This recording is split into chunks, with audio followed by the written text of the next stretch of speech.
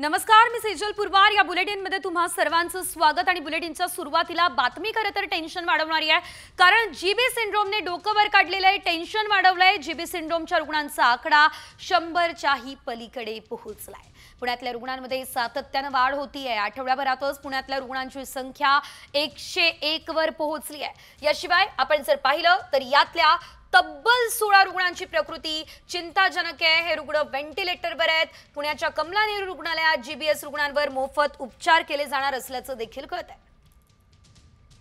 या संदर्भातला आढावा घेतला आमचे प्रतिनिधी सचिन जाधव यांनी। पुण्यात जीबीएस रुग्णांची संख्या 100 पार गेलेली आहे आणि त्या संदर्भात खरं तर आता पालिका प्रशासन अलर्ट झालं आहे आणि त्या पार्श्वभूमीवर पुणे महानगरपालिकेच्या कमला नेहरू रुग्णालयामध्ये आता जीबीएस रुग्णांवर उपचार जे आहेत ते केले जाणार आहेत। या ठिकाणी एक स्पेशल वॉर्ड जे आहे ते जीबीएस रुग्णांसाठी बनवण्यात आलेले आहेत। आपण पाहतोय की कालची आकडेवारी खरं तर शहर, पुणे ग्रामीण आणि पिंपरी चिंचवड या तिन्ही शहराची मिळून जवळपास 101 रुग्णांची नोंद जी आहे ती झालेली आहे। पुणे महानगरपालिका हद्दीत 14 रुग्ण आहेत, त्यामुळे खरं तर महानगरपालिकेच्या वतीने सतर्कता म्हणून या ठिकाणी कमला नेहरूमध्ये उपचाराची खरं तर सोय करण्यात आलेली आहे। दुसरीकडे जर खर्च जो आहे तो 5 लाखापेक्षा अधिक होत असल्याने रुग्णालयांचा खर्चही आता महानगरपालिका करणार असल्याचा निर्णय जो आहे तो महानगरपालिका आयुक्तांनी घेतलेला आहे। कॅमेरामन किरण काजळेसह सचिन जाधव, साम टीव्ही न्यूज, पुणे। तर एकीकडे या नवीन व्हायरसने थैमान घातलेलं आहे, रुग्णांची संख्या वाढतीये, तर दुसरीकडे मराठवाड्यामध्ये जर आपण पाहिलं तर बर्ड फ्लूचा शिरकाव झालाय। लातूर नंतर आता नांदेड जिल्ह्यात सुद्धा बर्ड फ्लूचा प्रादुर्भाव वाढलाय। लोहा तालुक्यातल्या किवळामधील मृत कोंबड्यांचा अहवाल हा पॉझिटिव्ह आलेला आहे। या पार्श्वभूमीवर पशुसंवर्धन विभागाकडून उपाययोजना सुरू आहेत। एका शेतकऱ्याच्या मोकळ्या कुक्कुटपालन केंद्रातील 20 कोंबड्या मृत आढळल्या। पशुसंवर्धन विभागानं त्यांचे नमुने आणि पुणे शिवाय भोपाळ या ठिकाणच्या प्रयोगशाळेत पाठवले आणि त्याचा अहवाल सुद्धा पॉझिटिव्ह आला असल्याचं बघायला मिळतंय। एकंदरीत आपण जर बघितलं तर सध्या बर्ड फ्लूने सुद्धा मराठवाड्यामध्ये थैमान घातलंय आणि त्यामुळे नागरिकांमध्ये भीतीचं वातावरण दिसतंय।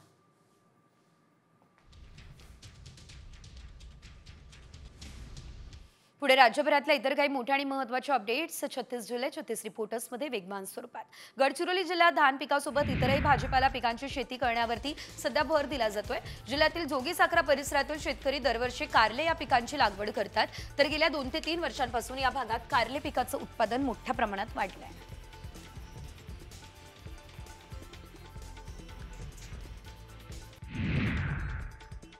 तिकडे सातारा जिल्ह्यामध्ये पोषक वातावरणामुळे रब्बी हंगामातील 100% पेरणी झाली। यामध्ये सर्वात जास्त रब्बी ज्वारीची 1 लाख हेक्टर लागवड झाली आहे। परतीचा बिगर मोसमी पाऊस झाल्याने ज्वारीची उगवण आणि वाढ सुद्धा झालेली आहे।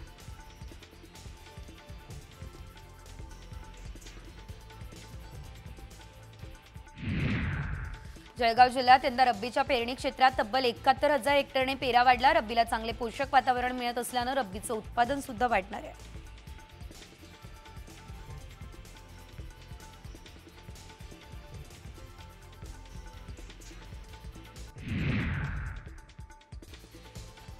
धुळ्यात रिकव्हर केलेला चोरीचा मुद्देमाल पालकमंत्री जयकुमार रावल यांच्या हस्ते मूळ मालकांना वितरित करण्यात आला। गेल्या वर्षभरातील चोरी गेलेले सोन्या चांदीचे दागिने परत मिळवण्यात धुळे पोलिसांना यश आलं। या सोन्या चांदीचे दागिने याशिवाय स्मार्टफोन्सचा समावेश असल्याचं कळतंय।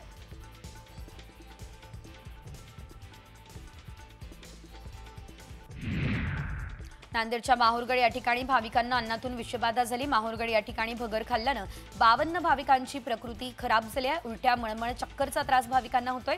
52 पैकी 4 भाविकांची प्रकृती गंभीर आहे। या सर्व भाविकांवर माहूरच्या शासकीय रुग्णालयात उपचार सुरू आहेत।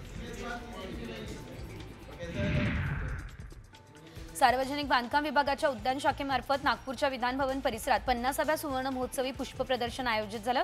या पुष्प प्रदर्शनात 45 स्पर्धकांच्या एकूण 6 विभागांमधील विविध उपविभागांमार्फत 800 प्रवेशिका दाखल झाल्या।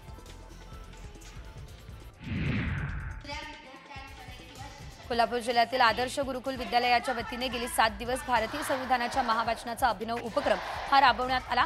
26 जानेवारीच्या दिवशी 1111 विद्यार्थ्यांनी सलग 7 दिवस 4 तास संविधान महावाचन केलं। या महावाचनाची नोंद युनिव्हर्सल बुक ऑफ रेकॉर्डमध्ये करण्यात आली।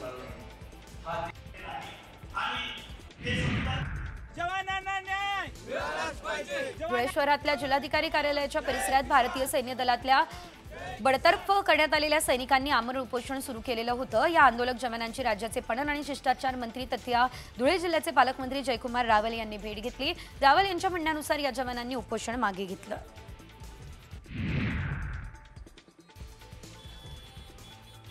चेंबूरमधल्या SRA बिल्डिंगमध्ये भीषण आग लागली असल्याचं आपण पाहिलं। अग्निशमन दलाकडून संपूर्ण बिल्डिंग रिकामी करण्यात आली। अथक प्रयत्नांनंतर आग विझवण्यात अग्निशमन दलाला यश आलं।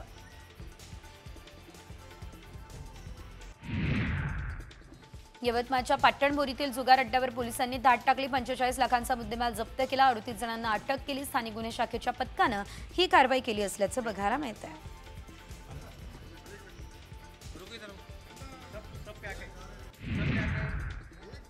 2 महिन्यांपूर्वी प्रचंड भाव खाऊन गेलेला शेवगा घाऊक बाजारात 40 रुपये प्रति किलो दरानं उपलब्ध आहे। किरकोळ बाजारात तो 60 रुपये प्रति किलोने विकला जात असल्याचं पाहायला मिळत आहे।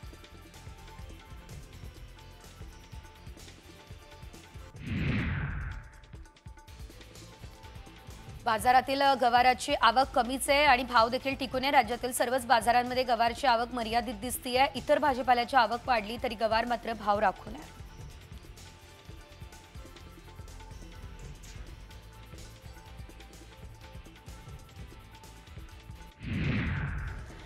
नांदेडच्या बाजारपेठेत टोमॅटोसह कोबी, वांगे, मिरची आदी फळभाज्यांचे दर चांगलेच कोसळले। त्यामुळे फळभाजी उत्पादक शेतकरी चांगलेच अडचणीत आल्याचं दिसतंय। यावर्षी अतिवृष्टीमुळे शेती पिकांचं नुकसान झालंय। यामध्ये सर्वात जास्त फटका फळभाज्या उत्पादक शेतकऱ्यांना बसलाय।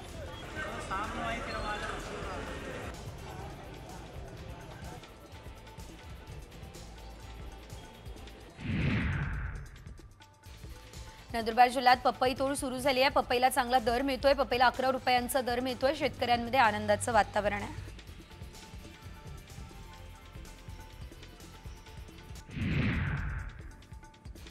द्राक्ष उत्पादक शेतकऱ्यांची व्यापाऱ्यांकडून केली जाणारी फसवणूक टाळण्यासाठी सांगली जिल्हाधिकारी कार्यालयानं तंत्रज्ञानाचा वापर करण्याचा निर्णय घेतला।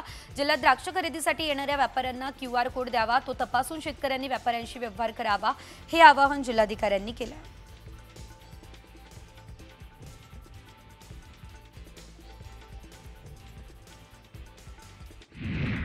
सातारा जिल्ह्यात पोषक वातावरणामुळे रब्बी हंगामातील 100% पेरणी झाली। यामध्ये सर्वात जास्त रब्बी ज्वारीची 1 लाख हेक्टर लागवड झाली आहे। तर परतीचा बिगर मोसमी पाऊस झाल्यानं ज्वारीची उगवण आणि वाढ सुद्धा झाली आहे।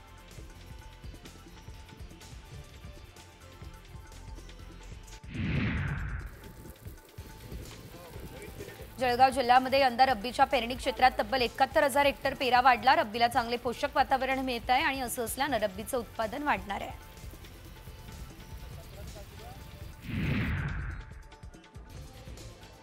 सांगलीमध्ये यंदा बेदाणा उत्पादक शेतकऱ्यांना आजचे दिन आले असल्याचं देखील बघायला मिळत आहे।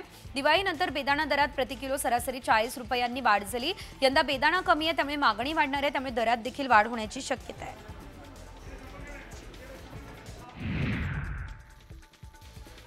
राज्यात आतापर्यंत जवळपास 7,28,000 टन सोयाबीनची खरेदी झाली आहे। तर या जिल्ह्यांचे सोयाबीन खरेदीचे उद्दिष्ट पूर्ण झाले आहेत आणि त्या जिल्ह्यांना पुन्हा वाढीव उद्दिष्ट दिलं जाईल। मुदतीत खरेदी पूर्ण करण्याचं उद्दिष्ट आहे, ही माहिती पणन मंत्रालयातील अधिकाऱ्यांनी दिली आहे।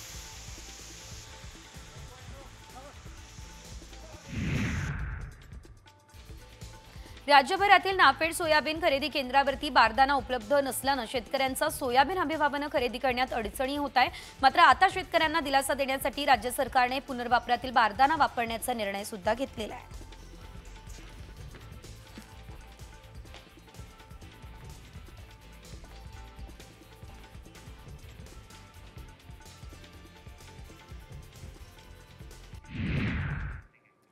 यानंतर मोठी बातमी आहे, कारण मुंबईकरांचा प्रवास आता आजपासून सुसाट होणार आहे। कारण कोस्टल रोड आता पूर्ण क्षमतेने पूर्ण झालाय।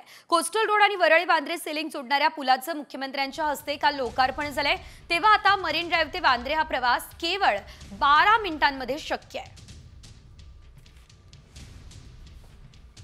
या संदर्भातला आढावा आमचे प्रतिनिधी सचिन गाड यांनी घेतला, बघूयात। मुंबई किनारी रस्ता आणि वांद्रे वरळी सिलिंग यांना जोडणारा कनेक्टर ब्रिज आता पूर्ण क्षमतेने वाहतुकीसाठी खुला झाल्यामुळे थेट वांद्र्यावरून मरीन ड्राईव्हच्या दिशेने प्रवास शक्य झालेला आहे। सुरुवातीला जी कोस्टल रोड आणि वांद्रे वरळी सिलिंगला जोडणाऱ्या दक्षिण वाहिनीची जी कनेक्टर मार्गिका होती तिचं काम बाकी होतं, त्यामुळे वांद्र्यावरून प्रवास करताना वांद्रे वरळी सिलिंगवरून आल्यानंतर प्रवाशांना वरळीला खाली उतरावं लागायचं, त्यानंतर बिंदू माधव चौकातून त्यांना पुन्हा एकदा कोस्टल रोड धरावा लागायचा। त्यामध्ये अनेक मिनिटं वाया जायची, वाहतूक कोंडीचा सामना मुंबईकरांना करावा लागायचं। मात्र आता थेट मरीन ड्राईव्हपर्यंतचा प्रवास शक्य आहे। सुरुवातीला वांद्र्यावरून मरीन ड्राईव्हच्या दिशेने येताना तब्बल अर्धा ते पाऊण तास प्रवासाला लागायचा, मात्र आता तोच प्रवास करताना केवळ 12 ते 15 मिनिटात हा प्रवास शक्य आहे। व्हिडिओ जर्नलिस्ट अनुप कुलकर्णीसह सचिन गाड, साम टीव्ही, मुंबई। तर आता मरीन लाईन ते वांद्रे हा प्रवास केवळ 12 मिनिटांमध्ये शक्य झालेला आहे, त्यामुळे मुंबईकरांची वाहतूक कोंडीतून सुद्धा सुटका होणार आहे। यासोबतच पुढे इतर काही मोठ्या आणि महत्त्वाच्या अपडेट्स जाणून घेऊयात वेगवान स्वरूपात टॉप 50 बातम्यांमध्ये। तमिळनाडूमध्ये एका ऑटो चालकाने आता दुचाकीवर बसलेल्या मुलाला हाताने मारण्याचा प्रयत्न केलाय। ऑटो चालक एका भरधाव गतीने सायकलवरून जात असलेल्या मुलाच्या जवळ येतो। ऑटो चालकाने अचानक त्या मुलाला धडक देण्याचा प्रयत्न केलेला आहे, मात्र त्याच्या या अतिरेकामुळे ऑटो उलटली आहे। बस चालक स्वतः खाली पडलाय।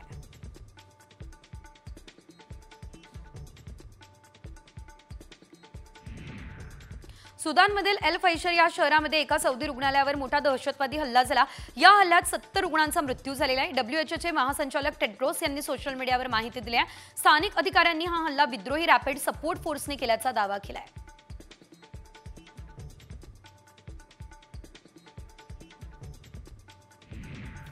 राजगुरुनगर शहरात कापड दुकानात ऑफरसाठी महिलांची सकाळपासून तुंबळ गर्दी दिसते। 26 जानेवारी निमित्त महिलांसाठी 1 रुपयामध्ये एक ड्रेस ही स्कीम लावली, मात्र महिलांना ड्रेस न देता कापड व्यावसायिकांना दुकान बंद केल्याने महिला आक्रमक झाल्या। नवी मुंबईकर असलेले प्रसिद्ध सुलेखनकार अच्युत पालव यांना प्रतिष्ठित पद्मश्री राष्ट्रीय पुरस्काराने सन्मानित करण्यात आला।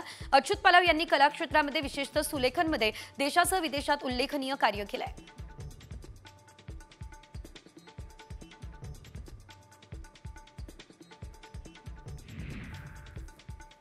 पुण्यात गे डेटिंग ॲप्लिकेशनचा गैरवापर करून लोकांना फसवणाऱ्या टोळीचा पर्दाफाश झाला। पुण्यातील नांदेड सिटी पोलीस ठाण्याच्या पथकाने आरोपींना अटक केली। ही टोळी ॲपद्वारे गे व्यक्तींसोबत संपर्क साधायची, त्यांना निर्जन स्थळी बोलवायची, मारहाण करायची, पैसे, मोबाईल आणि इतर मौल्यवान वस्तू लुटत होती।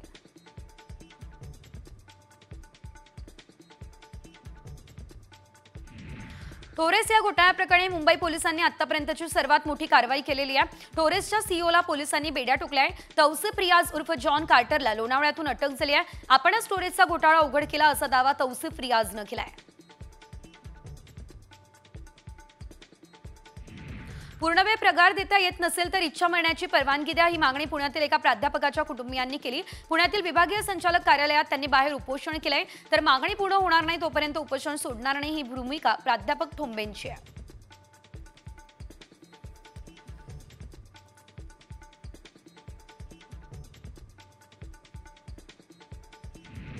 ऑस्ट्रेलियन ओपन 2025 स्पर्धेत पुरुष एकेरीचं विजेतेपद इटलीच्या यानिक सिनरनं पटकावलं। हे त्यांचं सलग दुसरं ऑस्ट्रेलियन विजेतेपद आहे। एकूण तिसरं ग्रँड स्लॅम विजेतेपद हे आहे। अंतिम सामन्यामध्ये इटलीच्या सिनरने जर्मनीच्या अलेक्झांडर इवेरेव याचा पराभव केला।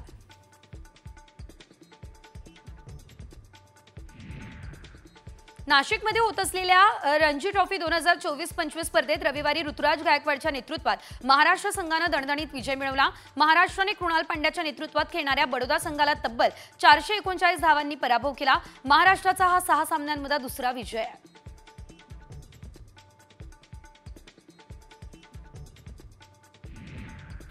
रविवारपासून ठाण्यातील दादोजी कोंडदेव स्टेडियममध्ये ISPL क्रिकेट सामन्यांच्या दुसऱ्या पर्वाला सुरुवात झाली। यावेळेस माजी क्रिकेटपटू सचिन तेंडुलकर, अभिनेता अभिषेक बच्चन आणि आशिष शेलार उपस्थित राहिले।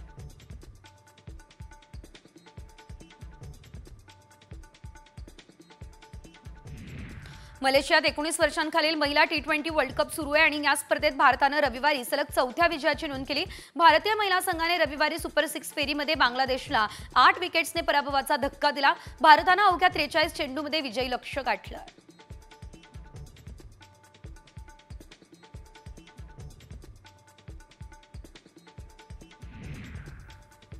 BMWने भारतात 2 कार लॉन्च केल्या, X3 आणि इलेक्ट्रिकल iX1 LWB। 2 व्हेरियंटमध्ये असलेल्या X1 ची किंमत 49 लाख तर X3 व्हेरियंटची किंमत तब्बल 75,80,000 आहे। BMW या इलेक्ट्रिक व्हेकल नंतर लवकरच LWB SUV लॉन्च करू शकणार आहे। दक्षिण नायजेरियामध्ये पेट्रोल टँकरचा भीषण स्फोट झाला. 18 जणांचा दुर्दैवी मृत्यू यामध्ये झालाय. 10 जण जखमी झाले. दक्षिण पूर्व राज्यातील ओनित्सा एक्सप्रेस वेवरती पेट्रोलचा टँकर नियंत्रण सुटल्यानं इतर वाहनांवर आदळलाय आणि ही आग लागली. टँकरचे ब्रेक निकामी झाल्याची प्राथमिक माहिती सध्या समोर आलेली आहे.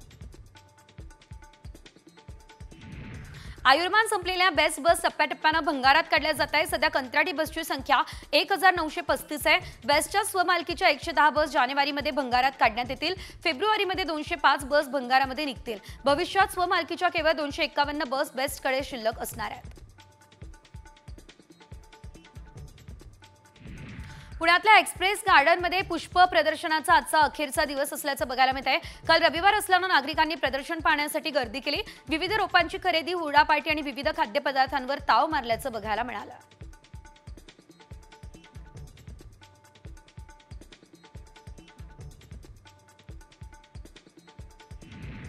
प्रवासी वर्गाची वाढत असलेली संख्या लक्षात घेता वसई भाईंदर रोरो सेवेच्या नव्या 6 फेऱ्या वाढवल्या गेल्या आहेत आणि यामुळे वसई भाईंदरमधील चाकरमानी वर्गाला दिलासा मिळणार आहे.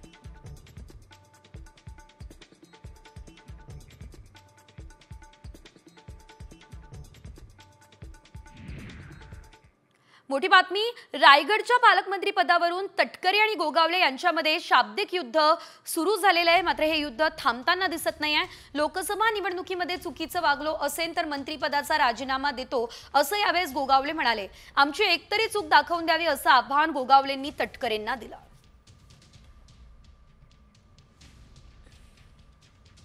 आमची तयारी, कारण ज्याला करणं त्याला डर नसायला पाहिजे. आम्ही आज आव्हान देतो, जर आमच्या हातून जर एक तरी चूक झाली असती खासदारकीच्या वेळेला, आज माझ्या या लाडक्या बहिणींच्या समोर सांगतो, मंत्री पदासहित जर राजीनामा नाही दिला तर 2 बापाचा हा माझा चॅलेंज आहे. त्यांनी सांगितलं ना आमच्या चुका, त्यांनी दाखवून द्यावी एक तरी चूक. आणि यानंतर पुढची एक महत्त्वाची बातमी, निवडणुकीत उभा राहिलो आणि निवडून आल्यावर वडिलांनी लाथ मारली असा किस्सा मंत्री गुलाबराव पाटील यांनी सांगितलाय. पाणीपुरवठा मंत्री गुलाबराव पाटील यांचा जळगावमध्ये सत्कार करण्यात आलाय तेव्हा ते बोलत होते. पंचायत समितीच्या निवडणुकीवेळी त्यांचे वडील काँग्रेसचा प्रचार करत होते आणि त्यावेळचा किस्सा गुलाबराव पाटील यांनी यावेळेस सांगितलाय. त्या गावामध्ये पंचायत समितीला मी जेव्हा उभा राहिलो तेव्हा माझे वडील काँग्रेसचा प्रचार करत होते आणि त्यांचे जिगरी दोस्त एकनाथ फकीरा पाटील हे काँग्रेसचे सरपंच होते आणि मला शिवसेनेत तिकीट मिळालं. तेव्हा मी रनिंग 22 वर्षाचा होतो. माझा बाप म्हणे तू तर तिना सामने उभो राही ना बेटा, गैरो मारीस म्हणे. निवडून आल्यानंतर मी ज्यांनी जे पडले होते त्यांच्या घरी पहिले गेलो पाया पडायला, कारण माझ्या वडिलांचे फार जवळचे मित्र होते. त्यांनी मला आशीर्वाद दिला. बापाच्या पाया पडल्यानंतर बापांना लाथ मारली. आणि यानंतर पुढे राजकीय बातम्यांचा वेगवान आढावा. ते रेवड्या वाटतात आम्ही मोफत देतो, ही टीका भाजपचे नेते मनोज तिवारी यांनी आपवर केली. रेवड्या वाटणं म्हणजे दिलेलं आश्वासन पूर्ण न करणं असं होतं, म्हणून रेवडी वाटणं आणि मोफत वाटणं यात फरक आहे असं म्हणत तिवारींनी आपवरती घणाघात केला. दिल्ली विधानसभा निवडणुकांच्या पार्श्वभूमीवर राज्यकारण सध्या चांगलंच तापलंय. केंद्रीय संचार मंत्री ज्योतिरादित्य सिंधिया यांनी श्री विठ्ठल रुक्मिणीचं सपत्नीक दर्शन घेतलं. मंदिर समितीकडून सिंधिया यांचं शाल आणि श्री विठ्ठल रुक्मिणीची मूर्ती देऊन स्वागत करण्यात आलं.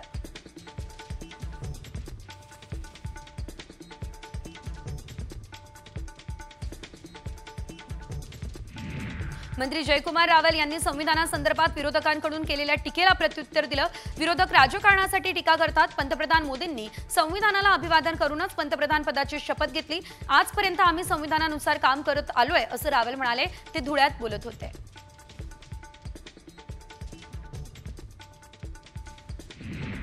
संजय राऊत, विनायक राऊत आणि अनिल देसाई यांनी साई समाधीचं दर्शन घेतलेलं आहे. यावेळी शिर्डीमध्ये होणाऱ्या राजकीय अधिवेशनावरून राऊतांनी टीका केली आहे. सुट्टीच्या दिवशी हजारो लोक गोळा केल्यानं साई भक्तांना त्रास दिला जातोय, त्यामुळे शिर्डीमध्ये राजकीय पक्षांनी अधिवेशनं घेऊ नये असं राऊत म्हणाले.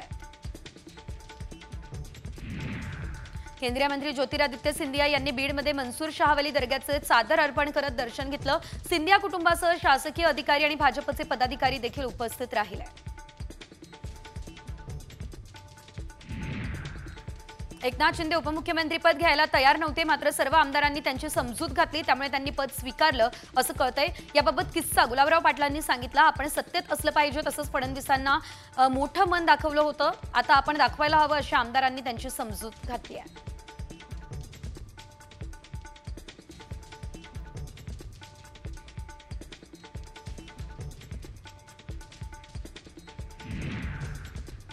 पुढे बातमी आता रत्नागिरीमधून. रत्नागिरीच्या मिरकडवाडा बंदरातील शासकीय जागेवरील अनधिकृत बांधकामांवर बुलडोझर फिरवण्यात आलेला आहे. मत्स्य व्यवसाय आणि बंदरे मंत्री नितेश राणे यांच्या दौऱ्यानंतर ही धडक कारवाई झालेली आहे. अनधिकृत बांधकामं पाडण्यासाठी मत्स्य विभागानं 23 जानेवारीपर्यंत मुदत दिली. त्यानंतर निलेश राणेंनी 3 दिवसांची मुदत जी आहे ती वाढवून दिली. यानंतर मोठ्या पोलीस बंदोबस्तात अवैध बांधकाम पाडण्यात आलंय. या कारवाईमुळे 2 दिवस मिरकडवाडा बंदरातील मासे विक्री बंद राहणार आहे.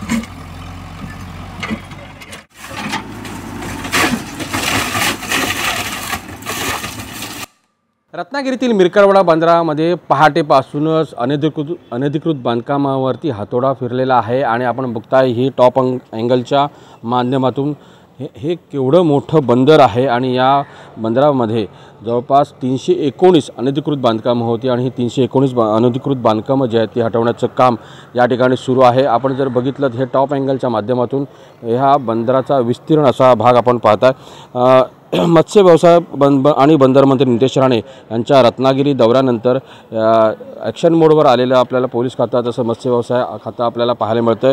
जी अनधिकृत बांधकामं जिथे हटवण्यात आली नव्हती आणि त्यानंतर 3 दिवस या ठिकाणी मुदतवाढ देण्यात आलेली आहे आणि आज सकाळपासून या ठिकाणी अनधिकृत बांधकामावरती हातोडा चाललेल्या बुलडोझरच्या माध्यमातून या ठिकाणी जी अनधिकृत बांधकामं जी आहेत ती मोठ्या पोलीस बंदोबस्तांच्या माध्यमातून या ठिकाणी अनधिकृत बांधकामं हटवण्यात आलेली आहेत.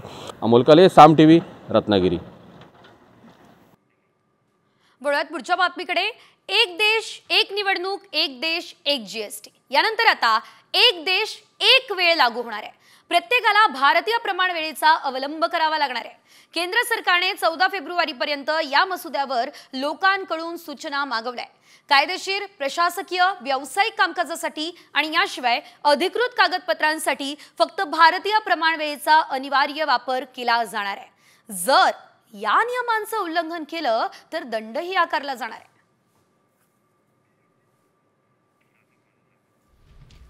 एक देश एक वेळचे फायदे. दूरसंचार, बँकिंग, संरक्षण क्षेत्रामध्ये नॅनो सेकंद अचूकतेला महत्त्व असणार आहे. शिवाय 5G आणि AI सारख्या तंत्रज्ञानामध्येही अचूक वेळ पाळणं महत्त्वाचं आहे. वेळेत थोडाफारही फेरफार केल्यास मोठं नुकसान देखील होण्याची शक्यता नाकारता येत नाही. सरकारी कार्यालय, सार्वजनिक संस्थांमध्ये भारतीय प्रमाणवेळेचा वापर बंधनकारक आहे. भारतीय प्रमाणवेळेसंदर्भातल्या नियमांचं उल्लंघन जर केलं तर तुम्हाला दंड देखील भरावा लागणार आहे.